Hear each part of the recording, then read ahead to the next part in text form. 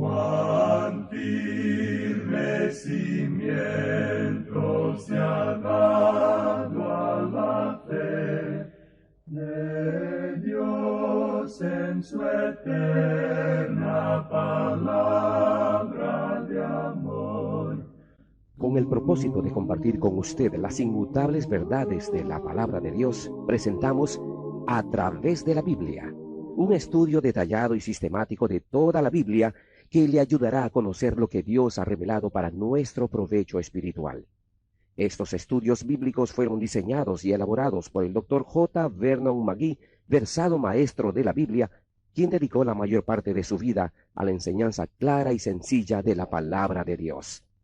Acompáñenos, pues, mientras avanzamos en nuestro recorrido a través de la Biblia. Cuán firme cimiento la palabra de Dios. Es un gozo estar nuevamente con usted, amigo oyente, para traerle otro estudio de la serie A través de la Biblia. Suponemos, amigo oyente, que si hay alguna sección de la profecía de Ezequiel que sea bien conocida, son estos dos capítulos que tenemos aquí, de Ezequiel, los capítulos 38 y 39. Vamos a tratar de presentarlos un poquito diferente de lo que hacemos generalmente, porque queremos presentar ciertas grandes verdades que son de importancia para nosotros. Creemos que esa será probablemente la mejor manera de asirnos, de agarrarnos de la verdad que se encuentra aquí. Desafortunadamente, estos dos capítulos que tenemos ante nosotros han sido interpretados por hombres aparentemente sin ningún conocimiento de la profecía de Ezequiel y lo relacionado con ella, y como resultado han salido con interpretaciones bastante raras de lo que aquí se dice. Esa es pues la razón por la cual queremos tratar con este pasaje de la forma en que lo hacemos. En relación con esto, deseamos mencionar lo que se publicó en una revista de minería en la sección de avisos clasificados en cierta ocasión. Ese aviso decía: se necesita hombre para trabajar en la sección de isótopos nucleares, contadores de moléculas radioactivas y fotosintetizadores ciclotrónicos de uranio de 3 fases. No es necesario tener experiencia. Los expertos en minas, los ingenieros que publicaron este aviso clasificado, lo hicieron como si fuera algo muy serio. Amigo oyente, nos sentimos en cuanto a estos dos capítulos de la misma manera en que nos sentimos en cuanto a ese clasificado. Algo un poco humorístico, a no ser que uno haya estudiado todo el libro de Ezequiel antes de llegar a estos capítulos. En nuestro programa anterior vimos que Dios tenía un propósito para la nación de Israel. Dios tiene un propósito muy definido para la nación de Israel en el futuro. Y estos dos capítulos van a conectarse con eso porque ellos nos hablan acerca del último enemigo que se presentará contra esa nación en los últimos días. Podríamos, por supuesto, tomar eso que vimos del Valle de los Huesos Secos y podríamos hacer una aplicación de eso. Este mundo en que usted y yo vivimos en el presente es un valle de muerte, huesos secos, personas muertas. Ellos hablan de estar vivos y que donde ellos están es donde todo está en actividad. Pero ellos están muertos en delitos y pecados, sin ninguna vida espiritual. Esa es la razón por la cual ellos tienen que beberse 1 o 2 copas o inyectarse alguna droga. Tienen que hacer algo para darle un poco más de vida a este viejo cuerpo que tienen. Dios ha dicho esto muy claramente. El que tiene al Hijo, tiene la vida. Y el que no tiene al Hijo, no tiene la vida. Es decir, está muerto. Hay dos clases de gente, la gente que está viva y la gente que está muerta. También él dice allá en el Evangelio según San Juan, capítulo 3, versículo 36, el que cree en el Hijo tiene vida eterna, pero el que desobedece al Hijo no verá la vida, sino que la ira de Dios está sobre él. Es decir, que esa persona está muerta. Amigo oyente, Dios le está diciendo esto a usted si no es un creyente. Huesos secos, oíd palabra de Jehová. Usted puede vivir. Tiene esa aplicación. Pero debemos estar seguros de que estamos hablando acerca de la nación de Israel. Creemos que el enemigo que se menciona en los capítulos 38 y 39 de Ezequiel es Rusia. Ahora, cuando decimos esto, queremos apegarnos a lo que dice aquí la palabra de Dios. El autor de estos estudios bíblicos, el doctor J. Vernon McGee contaba que cuando él entró al ministerio, no creía que se refería a Rusia. Él se negaba a aceptar esa interpretación. Aun cuando había ido al seminario y había estudiado allí, no quería aceptar eso. Aun después de haber recibido su grado de doctor, no lo aceptaba. Él llegó a la conclusión de que sería mejor estudiar este asunto por sí mismo, y así entonces llegó a su propia interpretación. Ahora, hay 3 puntos de referencia que nos permiten saber en nuestro propio corazón y en nuestra mente que estamos hablando aquí de Rusia. Lo que tenemos aquí es el fenómeno lingüístico. En segundo lugar, tenemos el fenómeno geográfico, y luego tenemos el fenómeno filosófico o ideológico. En primer lugar, tenemos aquí lo que llamamos el fenómeno lingüístico. Eso es algo que es muy importante de notar. Queremos leer los primeros 2 versículos de este capítulo 38 para ver qué es lo que nos dicen. Vino a mí palabra de Jehová diciendo, Hijo de hombre, pon tu rostro contra Gog en tierra de Magog, príncipe soberano de Mesec y Tubal, y profetiza contra él. Aquí se nos presenta a este hombre llamado Gog, y comprendemos que esa es una palabra de idioma tártaro que indica techo. Eso quiere decir, el hombre que está encima de todo. Y no podemos pensar de un nombre mejor para un dictador que este de Gog, el hombre que está sobre todo. Ahora, si él no se encuentra en una posición sobre los demás, entonces no es un dictador. Pero si se encuentra en una posición superior a los demás, entonces es un dictador. Ahora, aquí podemos leer tierra de Magog, príncipe soberano de Mesec y Tubal. Debemos notar aquí esta palabra soberano, que indica cabeza, y en hebreo esa palabra es Rosh. Fue Dean Stanley, cuyo libro sobre la historia de la Iglesia Oriental se publicó hace muchísimo tiempo.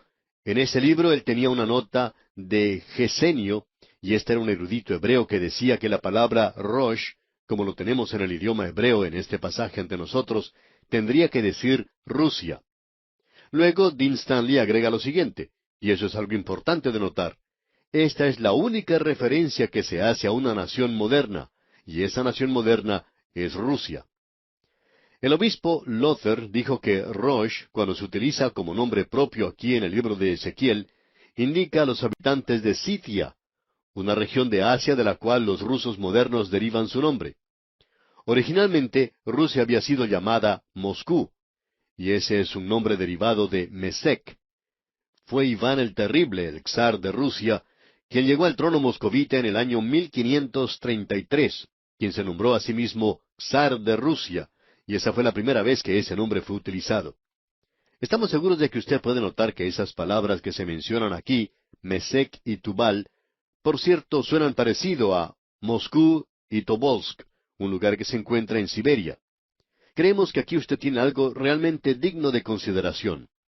Nos damos cuenta que es imposible observar en este lenguaje palabras como esta y no llegar a la conclusión de que aquí se está hablando de la nación moderna de Rusia. Ahora, la segunda prueba o argumento que tenemos es el fenómeno geográfico. Aquí se menciona 2 veces la posición geográfica de los confines del norte. Aquí tenemos a varias naciones que van a estar con Rusia en aquel día. Gomer se refiere a Alemania y todas sus tropas, y la casa de Togarma, eso es Turquía en los confines del norte, y eso se nos dice allí con toda claridad.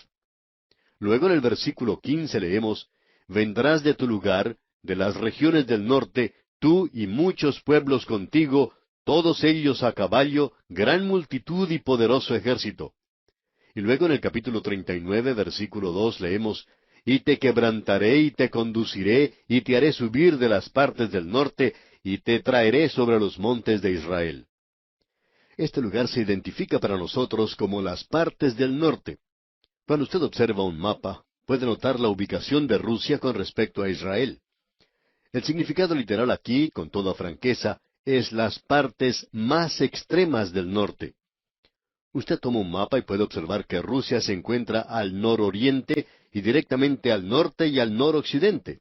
En realidad, uno puede apreciar que ese país cubre a Israel, tal como ese cuadro que uno ve por ahí de un hombre recostado contra un cacto, con su rostro cubierto por un amplio sombrero. Pensamos que la razón por la cual ese sombrero cubre todo su rostro Es para que uno no pueda oír lo que él dice cuando se recuesta sobre ese cacto. Pero allí está, y se supone que está disfrutando de su siesta. No vemos cómo lo puede hacer recostado en un cacto. Pero ese sombrero lo cubre a él, de la misma manera en que Rusia cubre a la nación de Israel. Y eso es del norte.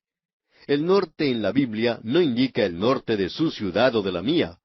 En la Biblia, norte es al norte de la tierra de Israel. Sur es al sur de la tierra de Israel. El oriente se encuentra al oriente de Israel y el occidente al occidente de Israel. Es decir, que Israel es el centro geográfico en cuanto a la palabra de Dios se refiere. Llegamos ahora a las razones o fenómenos filosóficos que creemos. Pensamos aquí que tenemos una de las grandes pruebas, y esto es algo notable. En el versículo 3 del capítulo 38 de Ezequiel leemos, «Y di, así ha dicho Jehová el Señor, He aquí yo estoy contra ti, oh Gog, príncipe soberano de Mesec y Tubal». Son palabras extrañas las que vemos aquí. Dios ya ha dicho varias veces esto en el libro de Ezequiel. Lo ha dicho contra Babilonia, lo dijo contra Egipto, lo dijo contra esas naciones que estaban contra su pueblo y que en realidad estaban contra Dios. Y aquí tenemos a una nación que se presenta en los últimos días y que está contra Dios. Sabemos que está contra Dios y Dios dice, yo estoy contra ti. Lo que aquí se dice es diferente a lo dicho a otra nación. Dios dijo esto en cuanto a varias naciones que ya estaban en existencia a causa de la gran enemistad y el rechazo de Dios. Pero esta nación ni siquiera había llegado a existir cuando Ezequiel vio esto. Pero Dios dice que está contra esa nación. Ahora eso es algo extraño. Y vamos a decirle, amigo oyente, ¿por qué pensamos que es extraño? ¿Ha notado alguna vez que usted y yo estamos viendo algo que ninguna generación en el pasado ha visto? Es decir, que sea una nación cuya filosofía básica es contra Dios. La economía política de la nación descansa en esta premisa, de que no hay Dios. O sea, es atea. No hay ninguna otra nación en el pasado que se haya presentado de tal manera, con una posición tan declarada, con la cual dijera que no había Dios. Ahora alguien quizá nos puede preguntar, ¿y qué nos dice entonces acerca de las naciones paganas del pasado?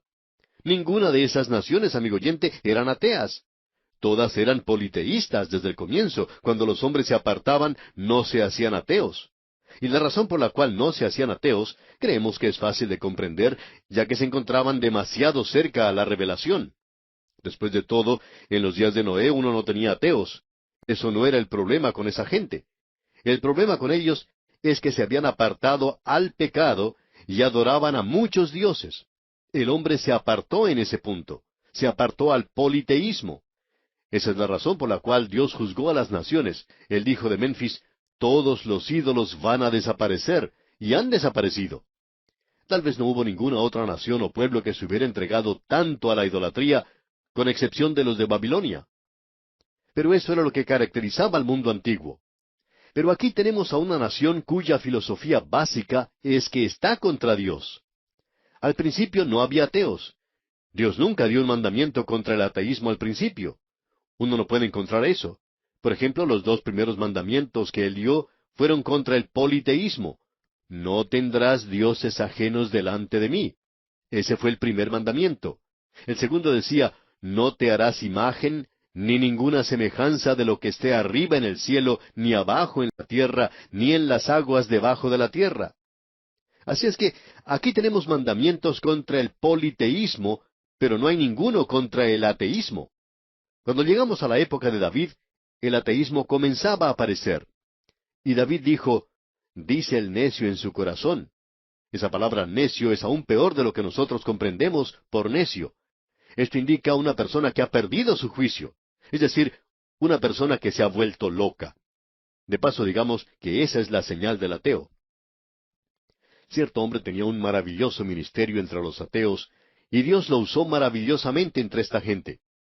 En cierta ocasión, él escuchó decir a un hombre, yo no creo que haya un Dios, y creo que cuando morimos nos sucede lo mismo que le sucede a un perro.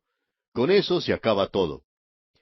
Este predicador esperó hasta que toda la gente saliera del lugar, ya que no quería una situación embarazosa con este hombre, pero luego le dijo, ¿le oí yo correctamente a usted decir que no cree que hay un Dios? A lo que ese hombre contestó, así es. El predicador le dijo, Entonces usted dice ser un ateo. A lo cual este otro hombre le contestó, yo soy un ateo.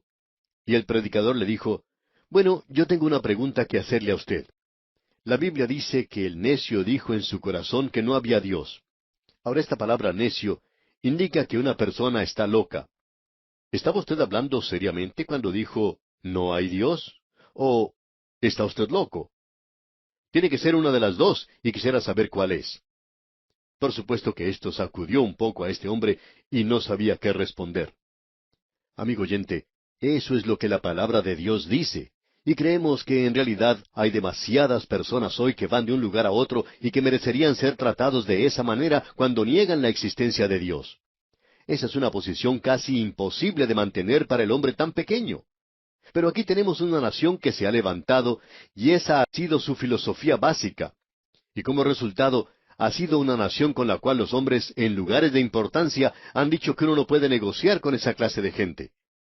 El estadista británico Winston Churchill dijo, Rusia es una adivinanza envuelta en un misterio dentro de un enigma. Esa ha sido la filosofía básica de esa nación y se ha levantado en nuestro día. Pero Dios ya se había adelantado a ellos, aún antes de que se volvieran contra Dios como lo hicieron. Uno de sus gobernantes se jactó diciendo, hemos depuesto de la tierra a los zares, como lo hicieron, y ahora destronaremos del cielo al Señor. Podríamos citar una cosa después de la otra, pero cuando ellos enviaron un cohete, el Sputnik, usted recordará que fue un artefacto que entró en órbita, luego mandaron un cohete que se estaba dirigiendo hacia el Sol, y en la radio dijeron, nuestro cohete ha pasado por alrededor de la Luna, se está acercando al Sol, y no hemos descubierto a Dios. Hemos apagado luces en el cielo, las cuales ninguno jamás podrá prender nuevamente. Estamos quebrando el yugo del Evangelio, el opio de las masas. Vamos a seguir adelante y Cristo será relegado a la mitología. Esas fueron las palabras de ese líder ruso. Y nos hemos preguntado muchas veces, ¿qué era lo que esta gente pensaba? ¿Pensaría acaso que Dios estaba escondido detrás de la luna y que al pasar ellos por el otro lado de la luna y al no verle, eso explicaba que Dios no existía? Esa es una filosofía que no tiene ni pies ni cabeza. Aquí tenemos estos 3 puntos de identificación. Y cuando lleguemos al capítulo 39, veremos que Dios los repite otra vez y dice que Él está contra ellos. Él dice aquí que esta gente va a presentarse contra su propio pueblo. Se dice esto una y otra vez, y Él tendrá esas naciones junto a Él. No vamos a entrar en detalles aquí, pero notemos lo que dice el versículo 8 de este capítulo 38 de Ezequiel. De aquí a muchos días serás visitado. Al cabo de años vendrás a la tierra salvada de la espada, recogida de muchos pueblos, a los montes de Israel, que siempre fueron una desolación, mas fue sacada de las naciones, y todos ellos morarán confiadamente. Ahora aquí tenemos algo que creemos es muy interesante. Fue algo que ocurrió al terminar la Segunda Guerra Mundial. Lord Beverly estaba visitando al general Douglas MacArthur en la ciudad de Nueva York. Los periodistas se encontraban afuera y querían tener una conferencia de prensa con estos hombres, pero ellos se negaron. Los periodistas esperaron a que uno de ellos bajara, y luego vino Lord Beverly, y él contestó algunas preguntas. Una de ellas tenía que ver con Rusia, por supuesto, muy importante en esa época. Todos estaban diciendo que ellos iban a avanzar, a apoderarse de Berlín Oriental y a actuar en Europa. Y Lord Beverly dijo, no creemos que Rusia avance al occidente. Creemos que Rusia se dirigirá hacia el sur, y el general MacArthur está de acuerdo conmigo en esto. Eso fue algo muy interesante, por cierto.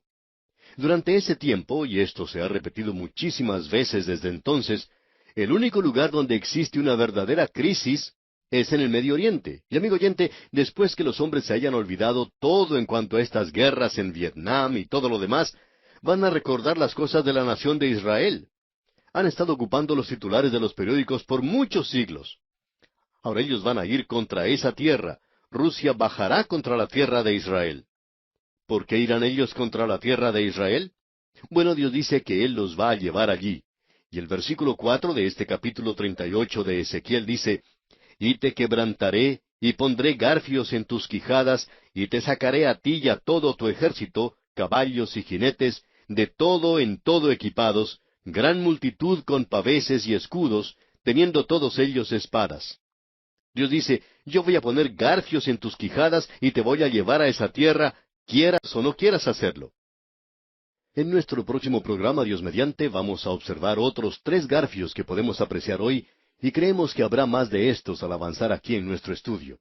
Pero Dios tiene 3 garfios en la boca de esa nación que los va a obligar a ellos a ir a esa tierra, o sea, a ir a Israel, y esa es una de las cosas que sorprenderá más al encontrarlas en la palabra de Dios.